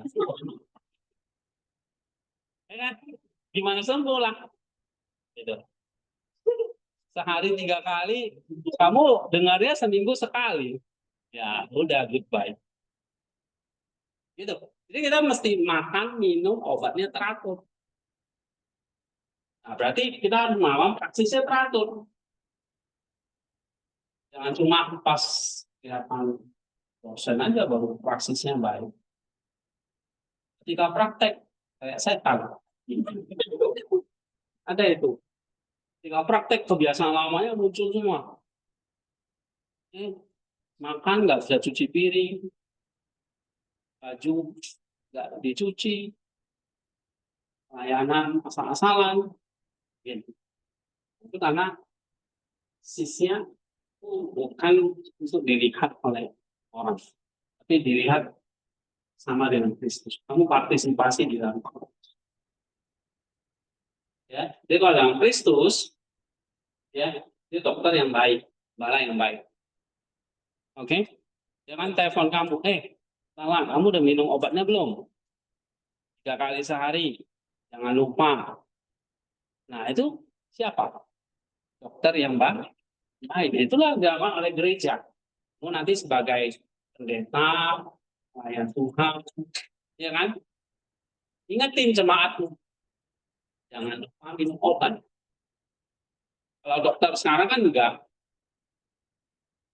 dia malah berharap jangan datang lagi. Berarti udah sembuh. Gitu. Nah, kita harus disembuhkan dulu, baru saja. Jadi obatnya adalah apa? Sakramen dan praksis. Ya. Nah, dengan minum obat itu, tadi saya bilang, itu bukan cuma tingkah laku. Nah, kita orang beragama, ya sudah sewajarnya kita hidup beragama gitu. Misalnya hidup beragama itu ya kayak orang Farisi itulah ya. Hafal Taurat, khotbah, pelayanan, bukan itu. Itu adalah semacam rapi kehendak. Nah, lebih dalam lagi, maksudnya apa itu? Kalau kamu melakukan obat itu masuk ke dalam tubuh. Misalnya minum obat itu masuk kan? Kalau kamu melakukan perjamuan tubuh, makan roti dan anggur Kristus, roti dan apa itu? Ya, dan anggur itu. Ya, atau kamu makan firman itu, kamu baca firman itu, kamu doa itu, kamu sedang apa? Obat itu masuk ke dalam tubuh, berarti itu artinya apa? Kamu dicangkokkan ke dalam kemanusiaan Kristus. Jadi, kita mulai berproses berpindah ke manusia. Mulai dari baptisan. Itu kalau dibaptis, itu lahir keluar dari manusia baru. Ya, Roma pasal 6, Yohanes pasal yang keempat. Nah, itu dikatakan kamu lahir baru. Jadi, kemanusiaannya berubah. Bukan lagi Adam yang lama, tetapi Adam baru, yaitu Kristus. Jadi manusia baru. Tapi namanya manusia baru ini si bayi, dikasih makan. Karenanya apa? Kristus itu obat, itu makan. Apalagi perjuangan asketis, praksis. Kamu doa, kamu sedang menumbuhkan apa? Kemanusiaan Kristus dalam diri masing-masing. Kontraknya sudah tersedia nih. Kontraknya kan tadi kontrak manusia itu ya, ada namanya kontrak. Satu, namanya kontrak manusia baru. Inilah dia lakukan oleh Kristus. Kapan mulai lahirnya? Waktu baptis. Mulai baptis, berarti kamu berpindah kontrak manusia baru. Setelah itu apa? Kamu dikasih sakramen, kamu diajarin macam-macam. Ya, manusia baru itu kamu masih bayi diajarin macam-macam kan orang tuamu. Diajarin makan, diajarin berdiri, diajarin berjalan, diajarin baca tulis, diajarin naik sepeda dan sebagainya. Nah, sama kayak kita. Kamu diajarin macam-macam. Ini artinya apa? Kamu sedang bertumbuh di dalam kemanusiaan Kristus. Gitu. Ya. Jadi di sini secara fisik kita semua lahir dalam kodrat manusia. Satu aja, nggak ada lagi. Cuma modelnya jatuh. Sekarang ada kodrat manusia dengan mode tidak jatuh lagi. Siapa itu? Kristus. Mode tidak jatuh. Atau yang sempurna. Kamu berpindah mode. Kodrat manusia satu, bukan dua. Modelnya beda. Ada yang model jatuh, jadi kamu mulai dicangkokkan. Ngerti cangkok? Cangkok. Nah, lihat cangkok. Pohon jambu misalnya dia cangkok. Pohonnya satu. Nah, jadi ada cangkoknya di situ. Cangkoknya akhirnya jadi ini apa? Kumpulan pohon jambu yang baru. Sama kayak kita. Kita tumbuh menjadi cangkok ini. Dicangkokkan ke dalam kemanusiaan. Jadi kita mulai belajar nih, kembali bergerak selaras dengan ilahi. Kayak senar gitar ini ya, yang udah disetel supaya nadanya benar lagi. Putus karena dosa kan, tapi disambung lagi, akhirnya senarnya jadi selaras lagi dengan nada yang benar. Nah itu gambarannya. Oke, jadi ini pertama keselamatan sebagai terapi kehendak ya. Yang kedua, model perjuangan spiritualnya adalah model Getsemani. Coba baca secara cepat, selesaikan ini ya. Baca lagi, siapa? Elna. Peristiwa Di taman Getsemani. Jadi Maximus adalah bukan dari seluruh kehidupan sebuah Kristen. Kristus bukanlah kehendakku, dan yang dijalankan kehendakmu lain terjadi. Pas 22 dan 42. Jadi model bagi setiap perjuangan kita. Iya, jadi model perjuangan kita nih untuk mengubah ya menjadi model kemanusiaan yang baru itu nih dan model Getsemani. Bukan kehendakmu, tapi kehendakmu, bukan kehendakku, tetapi kehendakmu lah yang terjadi. Nah, maksudnya gimana nih? Satu, bukan konflik dosa. Bukan konflik dosa. Ini bukanlah pertarungan antara kita manusiawi berdosa melawan keniscayaan. Kita manusiawi Kristus dalam kebesarannya menghadapi kematian. Ini bukan sebuah respon natural yang tidak berdosa. Setiap kodrat manusia yang sehat secara alami akan menolak kematian. Iya. Jadi ini bukan konflik dosa. Ya. Kalau di Getsemani itu bukan konflik dosa. Justru kehendak manusia Kristus itu yang gentar menghadapi kematian. Ya, ini respon yang natural, yang alami ya, yang tidak berdosa. Maka kita juga sebetulnya kita secara alami menolak kematian. Tapi bukan hanya di situ. Ada harmoni yang terjadi. Coba baca lagi. Ini dalam pencerahan sehingga ini justru merupakan ilustrasi paling agung dari motif antara dua kehendak. Kita manusia Kristus itu merasakan kebebasan apapun, berjalan bebas, sadar, beredukasi, menyerahkan dirinya dan berpikir untuk taat pada kehendak ilahi, Bapaknya yang menyelamatkan. Nah, ini dia. Ini model perjuangan kita ini. Model sempurna, apa? Model yang sempurna, yang alami, yang harusnya terjadi itu apa? Kehendak kita harusnya modelnya yang sempurna harusnya kayak gimana?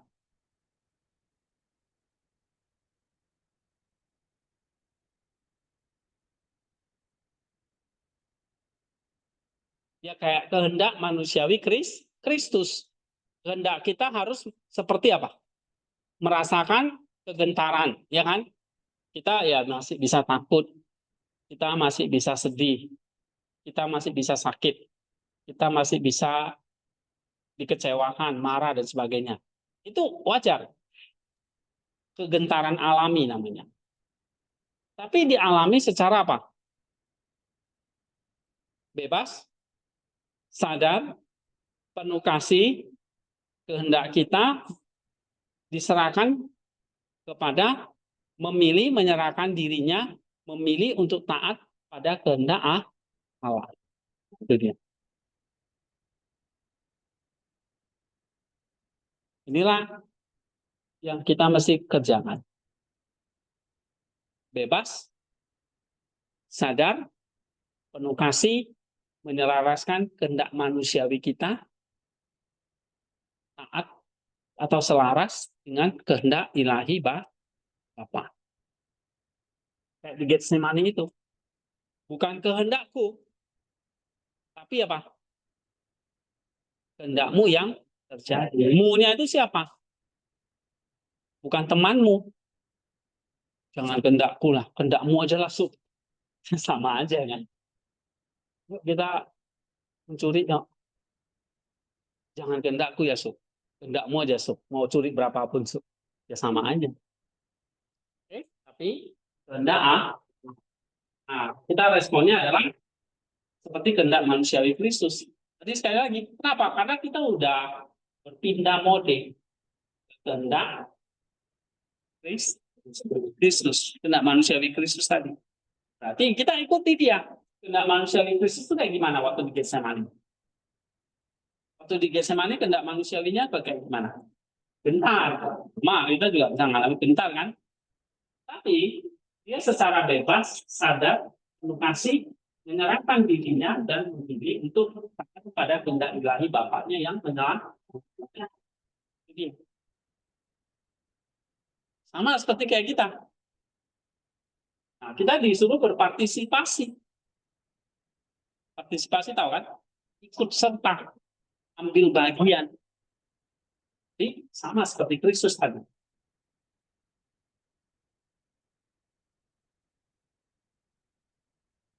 Oke, itu yang menjadi harmoni dalam pengenalan diri ini. Nah, bagi kita, coba baca lagi, ini menjadi paradigma.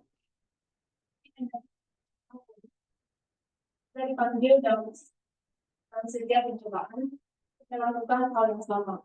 Mengakui keinginan-keinginan natural atau bahkan mengalami kita yang supaya kita salah arah. Salah arah, betul. Sering ini terjadi. Dan kemudian secara bebas menyerahkannya kepada kehendak Allah yang kita tahu lebih baik dan lebih. Nah, ini juga yang penting. Kita punya kehendak genomik. Kristusnya enggak. Kehendak genomik kita seringkali apa? Salah arah misalnya, ya kan? Salah tujuan, salah milih. Tapi kemudian secara bebas, jangan ini. Kita serahkan lagi kehendak kita kepada kehendak sesuai dengan kehendak Allah. Karena kita tahu itulah kehendak yang menyelamatkan, kehendak yang benar. Nah, itu. Tapi bagaimana kita bisa menyerahkan pada kehendak Allah itu? Ya kamu harus terus disembuhkan. Kalau kamu lagi sakit, ya nggak bisa.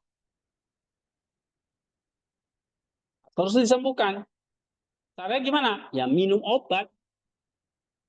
Nggak ada cara lain. Sakit ya minum obat.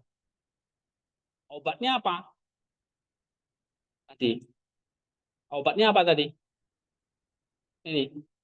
Sakramen dan praksis.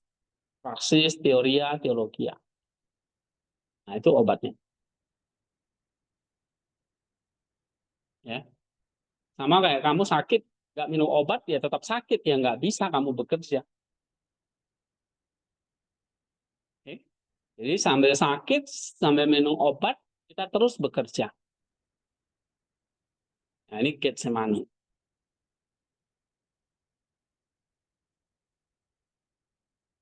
Doa jadilah kehendakmu, inilah menjadi detak jantung dan spiritualitas asketik kita.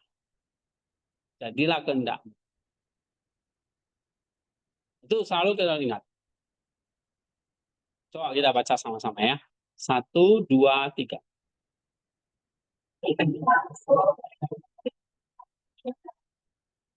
Nah, ini harus dihafal. Ya. Tadi apa yang tidak diambil tidak disembuhkan. 2 kontrak dalam 1 pribadi. Ya kan?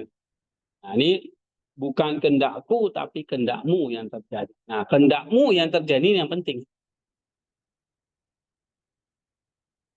Tapi ingat ya, munya ini bukan temanmu loh. Ya. Ini kayak selfie ini. Nah, munya siapa selfie? Oke. Sekarang yang ketiga ya. Sinergi ilahi manusia sebagai mekanisme keselamatan. Coba baca nih. Free.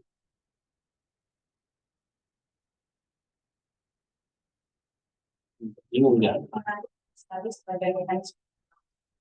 Teologi 2 produk, yang membuat data ontologi yang saling pokok bagi doktrin sinergi atau sinergi gaya atau kerjasama ilahi manusia. Nah, ini kan kita disuruh asketis, minum obat, ya kan? Taat pada kehendak Allah, kehendakmu yang terjadi. Ini ada 1 poin kita nggak boleh lupa. Apa itu? Sinergi. Ini dia. Ada sinerginya ternyata. Tuhan itu fair ya. Dia tahu kamu punya kehendak. Tahu kamu sering salah apa. Salah. Tapi dia nggak tinggal diam. Dia kasih yang namanya sinergi. Nah, ini dia. Apa itu sinergi? Coba baca lagi. Menolak ekstrim. Menolak ekstrim, misi ini menolak 2 pandangan ekstrim. Yang pertama, monergisme.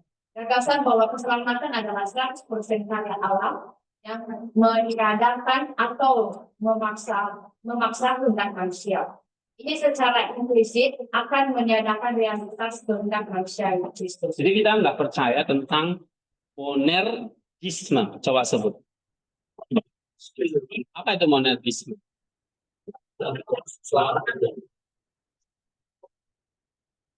Jadi hanya Allah 100% tanpa ada kehendak manusia, itu kita nggak bisa. Oke. Tapi kita juga menolak yang kedua namanya Pelagianisme. Ini ada dalam sejarah gereja ya, 2 pandangan ini. Gagasan bahwa apa? Keselamatan Manusia ini akan meniadakan kedudukan pula dan kehendak iya. Jadi Pelagianisme mengajarkan bahwa keselamatan itu 100% usaha manusia. Tapi ada satu lagi yang ekstrim, keselamatan itu 100% Allah. Nggak ada campur tangan kehendak manusia. Ya. Kalau Pelagianisme 100% kehendak manusia. Lu mau terima atau enggak? Terserah lu. Ini Pelagianisme. Ya. Kalau monergisme, kamu jangan sok. Ini usaha aku nih, Allah. Nggak ada usahamu. Ya. Kita enggak menolak 2 pandangan itu. Yang benar apa? Kita lihat apa yang diteladankan, diajarkan oleh Kristus. Dengan tidak ke kiri, tidak ke kanan, tapi tengah-tengah. Namanya sinergisme. Oke? Nah, ini dia. Karena Kristus lah yang sudah jadi modelnya buat kita. Ya. Coba baca. Nih, demikian. Kristus sebagai model sinergi. Kristus sendiri adalah model sinergi yang sempurna dalam setiap tindakannya. kehendak ilahi dan kehendak manusiawinya bekerja bersama dalam harmoni yang tak terpisahkan untuk mencapai keselamatan dunia. Kehendak ilahi menginisiasi dan memperdayakan kehendak manusiawi merespon dan bekerja sama dengan bebas. Iya. Kenapa kok sinergi? Kita nggak percaya tadi monergisme 100% kehendak Allah. Kali kita tolak. Satu lagi, pelagianisme yang mengajarkan 100% kehendak manusiawi.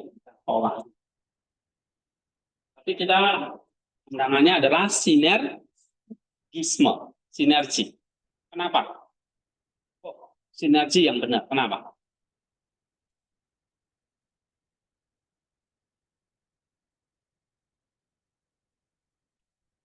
Karena Kristus yang melakukannya, yang jadi teladannya, yang pelakunya justru si Kristusnya, sinergi itu. Kristus model sinerginya, itu jawabannya. Nah, maksudnya gimana? Kristus sebagai model sinerginya.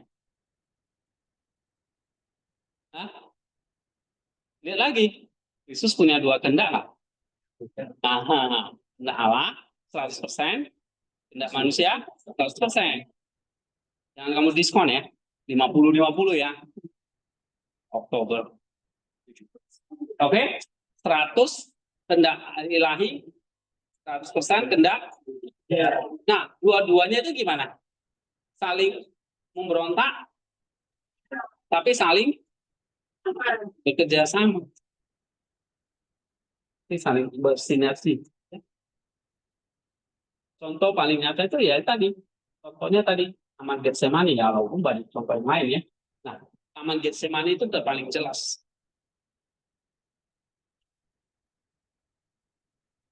Jadi kenapa kita terima sinergi? Kita nolak monergisme, kita nolak pelagianisme. Kenapa? Kita terimanya sinergi. Alasannya?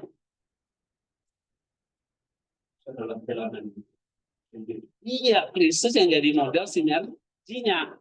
Maksudnya gimana?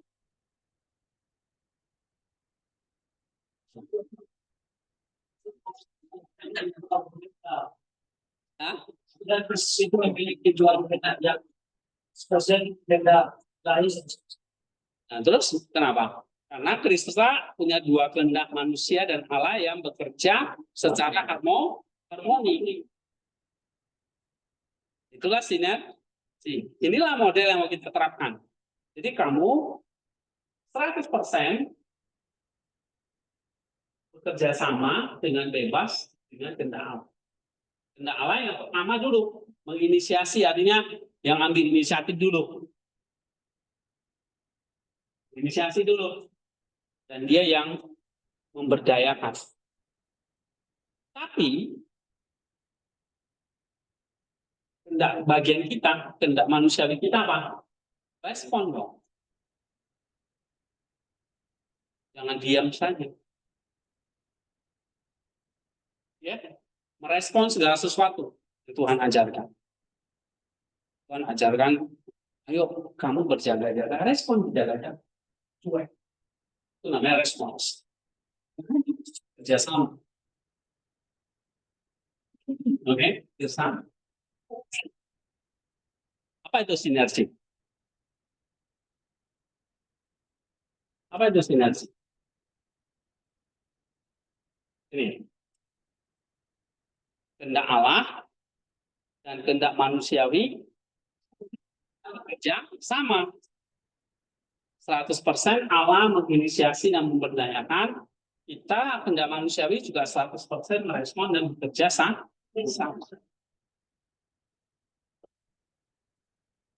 Ya. Oke, sekarang partisipasi dalam sinergi. Coba baca. Nih, siapa? Margareta. Dalam sinergi. Oleh karena itu, partisipasi kita dalam keselamatan kita sendiri bukanlah sebuah arogansi, melainkan sebuah partisipasi dalam kehidupan Kristus itu sendiri.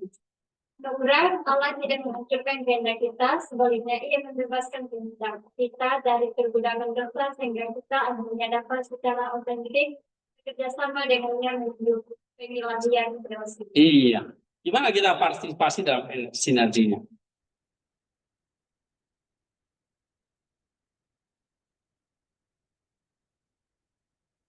Partisipasi dalam sinerginya itu berarti apa? Anugerah Allah datang dulu nih. Ya kan? Lalu kita meresponinya. Dia datang supaya dia membebaskan kehendak kita dari dosa. Caranya apa? Ya kamu kerjasama dengan anugerah itu. Pakai anugerah itu. Nah, itulah sebabnya kenapa kok kita diperintah oleh Tuhan untuk ibadah.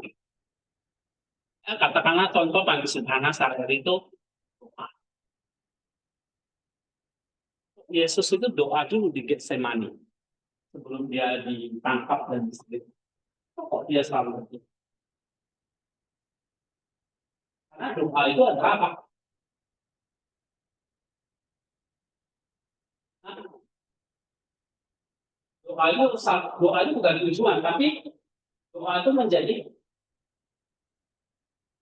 tempat di mana sinergi terjadi tentang manusia Kristus yang gentar dengan kehendak ilahinya kok nggak ngerti kok lagi kok nyambung. Nah, itu di mana terjadinya? Dalam doa di Getsemani. Nah, itu juga di sana contoh kita disuruh doa. Itulah doa itu bukan sekedar kita cuma minta berkata-kata gitu ya, atau minta sesuatu sama Tuhan, tapi mintalah sinerginya itu terjadi. Kehendakmu dengan kehendak ilahi itu kok. Itulah namanya sinergi. In everything, dalam segala hal. You pray. Maka Paulus bilang tanpa henti kalau berdoa, tanpa putus. Kenapa? Karena kita kalau misalnya sinergi, kamu nggak bisa sendiri 100%. Kamu butuh, tapi cuma anugerah, kamu juga perlu kamu respon. Nah, di mana yang terjadi? Supaya kok itu, kamu lagi konflik ini, supaya kok gimana caranya? Nah, ya nyambungin lagi kan, kamu ngobrol kan, kok. Nah, ada orang ketiga, orang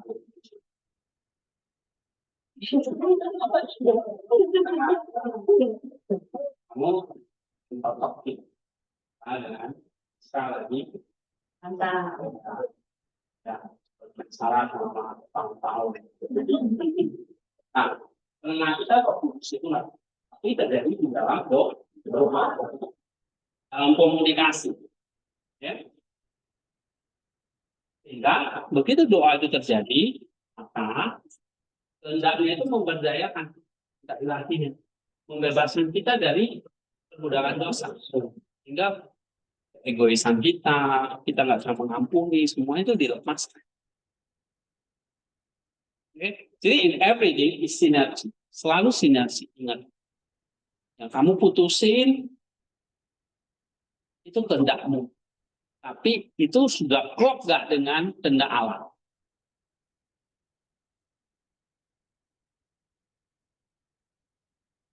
Saya kamu akan pilih pasangan hidup, jodoh. Nah, ini paling suka kan di sini. Oke. Saya pilih si A. Ini tiba-tiba ada B, ada C, ada D. Lamar juga gitu kan. Terus yang mana nih Tuhan? Ya, kamu pray.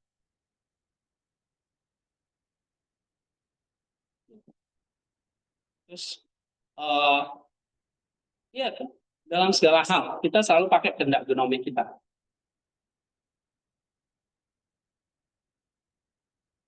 Ya, memilih karir, memilih jodoh, memilih pelayanan dan sebagainya. Nah, sinergi. Sinergi itu apa? Ingat, kita bukan monergisme, 100% itu Allah, kita kayak robot. Tapi kita bukan pelagianisme yang bebas, seolah Allah itu nggak ada, semuanya tergantung. Ya. Jadi kita tengah-tengah. Lalu Allah, sifat. Pokoknya di mana? Dalam doa. Di mana? Apa doanya? Bukan berdaku yang terjadi. Jadi doamu harus ditutup bukan cuma amin, tapi kehendakmu yang terjadi. Tapi di dalam kehendakmu sudah ada apa? Kehendakmu.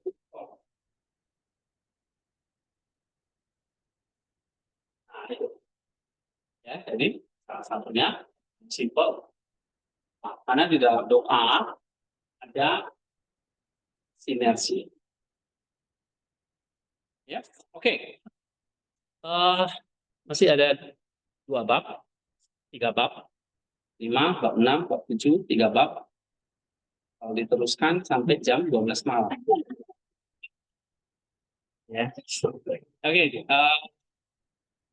Ya, kita sampai di sini dulu. Roh Kudus dan ini ada spiritualitas, sebenarnya kita udah bahas bab 6.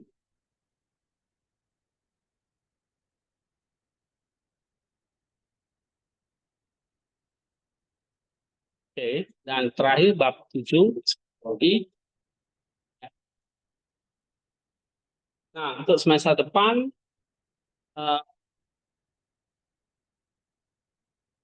ya saya belum tahu mungkin kita akan membahas apa, tapi yang ambil dogmatika pasti masih akan belajar seputar ini, mematangkan lagi, ya, melanjutkan lagi sampai ya ini sebenarnya target saya memang sampai eskatologi ya, supaya kamu dapat pemahaman secara utuh mulai dari Allah, siapa Allah itu dan apa saja karya dan rencananya sampai akhir ya, yaitu sampai parusi atau kedatangan Kristus yang kedua kali. Itu sebetulnya timeline-nya gitu ya, paketnya. Tapi ini dibagi beberapa semester. Jadi saya kira semester ini dicerna lagi banyak hal yang kita sudah pelajari, terutama tentang logos ya, kosmologi, tentang kristologi, tentang alat tunggal. Nah, mungkin semester depan kita akan banyak fokus tentang kudus, gereja, dan eskatologi. Ya, jadi saya pikir selain buku ini nanti mungkin ada tambahan seri lain saya bikin ya. Agustus, siapa yang ngambil dogmatika lagi? Ini dogma berapa berarti? Ini berarti ambil yang keempat ya. Dogma 4. Yang ambil dogma 2 siapa? Dogma ini dogma 1 ya. Dogma 1 kan tentang Allah ya.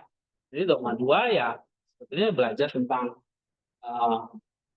dogma 2 itu belajar tentang kristologi, tentang kosmologi gitu.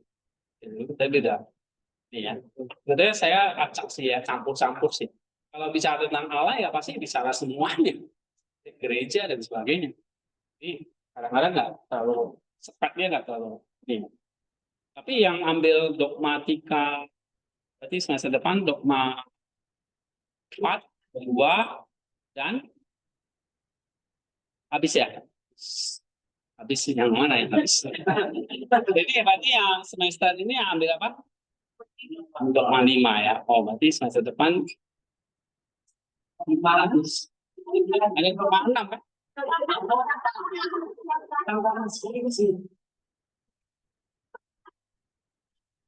Nanti ya terserah saya aturnya gimana.